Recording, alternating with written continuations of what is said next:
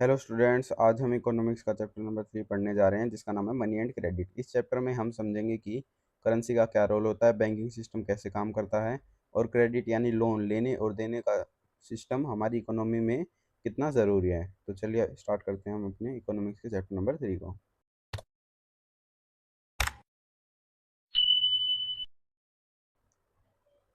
तो दोस्तों, हमारा पहला टॉपिक आता है एवोल्यूशन ऑफ मनी। इस स्लाइड में हम एवोल्यूशन ऑफ मनी के बारे में समझेंगे।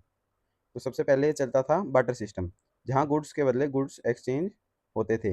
लेकिन इसके सबसे बड़ी दिक्कत थी कि इसमें डबल कोइंसिडेंस ऑफ वांट चाहिए होता था, यानी दोनों तरफ के लोगों को एक दूसरे की चीज़ की ज़रूरत होनी चाहिए। इसके बाद आया कमोडिटी मनी, जहाँ प्रीशियस मेटल गोल्ड और कैटल को करेंसी की तरह यूज़ किया जाता था। और आज के टाइम हम यूज़ करते हैं मॉडर्न मनी, जो गवर्नमेंट ऑथराइज्ड करेंसी होती है और एक यूनिवर्सल मीडियम ऑफ एक्सचेंज का काम करती है। तो दोस्तों, यही था एवोल्यूशन ऑफ मनी। चलिए बढ़ते अपने नेक्स्ट टॉपिक की तरफ। दोस्तों, हमारा नेक्स्ट टॉपिक आता है मॉडर्न फॉर्म्स ऑफ मनी। अब बात करते हैं मॉडर्न फॉर्म्स ऑफ मनी की। पहला है करेंसी, पेपर नोट और कॉइन, जिन्हें आरबीआई यानी reserve bank of India authorise करता है और आरबीआई के पास हर ट्रांजैक्शन के लिए लीगल टेंडर होता है। दूसरा है डिमांड डिपॉजिट, वो पैसा जो हम बैंक में डिपॉजिट करते हैं और जब चाहें डिमांड पर निकाल सकते हैं। और तीसरा है चेक फैसिलिटी, चेक के जरिए हम बिना फिजिकल कैश यूज़ किए डायरेक्टली किसी को भी पेमेंट कर सकते हैं। तो दोस्तों, यही था मॉडर्न फॉर्म्स ऑफ मनी। चलिए बढ़ते अपने नेक्स्ट टॉपिक की तरफ। तो दोस्तों, हमारा नेक्स्ट टॉपिक आता है लोन एक्टिविटीज़ ऑफ बैंक। इस स्लाइड में हम समझेंगे कि बैंक्स का लोन सिस्टम कैसे काम करता है और बैंक पैसा कैसे कमाता है।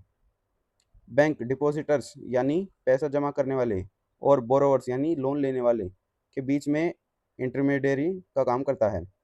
बैंक बोरोवर से ज़्यादा इंटरेस्ट चार्ज करता है और डिपॉजिटर से कम, और ये बीच का इंटरेस्ट डिफरेंस ही बैंक की प्राइमरी इनकम होती है।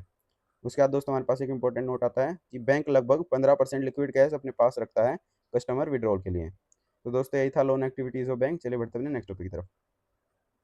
तो दोस्तों, हमारा नेक्स्ट टॉपिक आता है क्रेडिट राइट और रॉन्ग। इस स्लाइड में हम समझेंगे कि क्रेडिट यानी लोन सही है या गलत। इसको हम दो केसेस से समझते हैं। पहला है positive impact, Salim case. Salim को लोन मिलने से उसकी प्रोडक्शन बढ़ी, बिजनेस की रिक्वायरमेंट पूरी हुई और उसकी इनकम ग्रो हुई। दूसरा है डेप्थ ट्रैप, सपना केस। इस केस में सपना ने खेती के लिए लोन लिया, पर क्रॉप फेलियर होने की वजह से लोन नहीं चुका पाई और एक डेप्ट ट्रैप यानी कर्ज के जाल में फंस गई।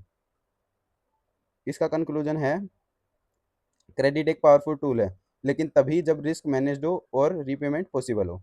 तो दोस्तों, यही था क्रेडिट सही है गलत, राइट और रॉन्ग। चलिए बढ़ते अपने नेक्स्ट टॉपिक की तरफ। तो हमारा नेक्स्ट टॉपिक है टर्म्स ऑफ क्रेडिट। तो चलिए अब समझते हैं टर्म्स ऑफ क्रेडिट के बारे में। जब भी हम लोन लेते हैं तो चार ज़रूरी कंडीशन होती हैं।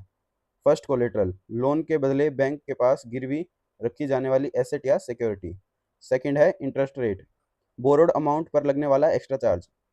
थर्ड है मोड ऑफ रीपेमेंट, लोन वापस कैसे और कब चुकाना है। फोर्थ है डॉक्यूमेंटेशन, लोन के लिए ज़रूरी पेपर वर्क और फॉर्मल रिकॉर्ड्स। इसको याद करने की दोस्तों ट्रिक है कार्ड। सी से कोलेटरल, ए से एनुअल इंटरेस्ट रेट, आर से रीपेमेंट मोड और डी से डॉक्यूमेंटेशन रिक्वायर्ड। तो दोस्तों, यही था टर्म्स ऑफ क्रेडिट। बढ़ते अपने नेक्स्ट टॉपिक की तरफ। दोस्तों, हमारा नेक्स्ट टॉपिक आता है credit sources, formal versus informal. इस स्लाइड में हम फॉर्मल और इनफॉर्मल क्रेडिट सोर्सेज का डिफरेंस को समझेंगे। पहला है फॉर्मल सेक्टर, बैंक्स और कोऑपरेटिव्स।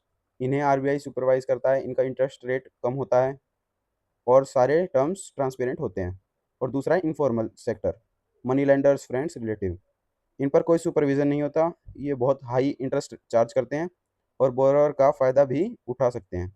फिर एक इंपॉर्टेंट नोट है कि फॉर्मल क्रेडिट का एक्सेस बढ़ाना जरूरी है ताकि लोग इनफॉर्मल लीडर पर डिपेंड ना रहें। तो दोस्तों, यही था credit sources, formal versus informal. तो चलिए बढ़ते हैं अपने नेक्स्ट टॉपिक की तरफ। तो दोस्तों, हमारा नेक्स्ट टॉपिक आता है सेल्फ हेल्प ग्रुप्स, SHG। अब बात करते हैं सेल्फ हेल्प ग्रुप के बारे में। फर्स्ट पॉइंट है ये कैसे काम करते हैं। तो 15 से 20 मेंबर्स मिलकर थोड़े थोड़े पैसे सेव करते हैं और ज़रूरत पड़ने पर आपस में कम इंटरेस्ट रेट पर लोन देते हैं। सेकंड पॉइंट है इसके बेनिफिट्स। इस इससे कोलेटरल की ज़रूरत खत्म हो जाती है और लोगों में फाइनेंस डिसिप्लिन भी बना रहता है। और थर्ड पॉइंट है इंस्पिरेशन। ये कॉन्सेप्ट ग्रामीण बैंक ऑफ बांग्लादेश मोहम्मद यूनुस से इंस्पायर हुआ है, जो माइक्रो फाइनेंस और SHG सेल्फ हेल्प ग्रुप के लिए एक ग्लोबल मॉडल है। तो दोस्तों, यही था क्लास 10th इकोनॉमिक्स का चैप्टर नंबर 3। मैं होप करता हूँ आपको वीडियो अच्छी लगी होगी। अगर अच्छी लगी तो लाइक करें, शेयर करें, सब्सक्राइब करें। Thanks for watching.